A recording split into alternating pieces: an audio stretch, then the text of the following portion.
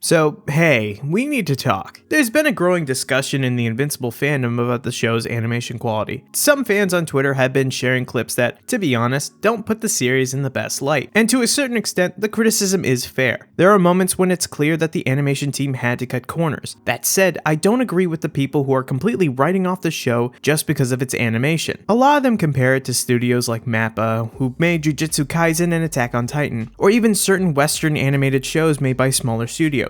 While some of their points are indeed valid, Invincible is in a unique situation. Yes, the show is wildly popular and backed by a massive company like Amazon, but it's not that simple. Invincible keeps most of its animation work in North America and hires A-list voice actors, which adds significant production costs. But you might be thinking, wait, Arash, doesn't Amazon have like unlimited money? Where's my Prime subscription going to if not into the animation budget? To which I say, 1, how do you know my name? And 2, yes, Amazon has the funds, but to them, Invincible is an investment. They're not going to throw a massive budget at it unless they see a clear financial return. A Dexerto article from 2023 actually shed some light on this. It pointed out that The Boys has a budget nearly 20 times higher than Invincible's. That might sound ridiculous at first, but when you break it down, it makes sense. A live-action show like The Boys requires location shoots, special effects, costumes, and a huge cast with tight schedules. Meanwhile, animated shows, no matter how adult they are, still face an industry-wide stigma as being for kids, which makes studios hesitant to invest as heavily in them because they don't have a crazy broad appeal. For Invincible, the budget has to cover not just animation, but also its star-studded cast, cameos, music, and general production costs. And with Kirkman and fans pushing for a new season every year, especially after how much people complained about the gap between season 1 and 2,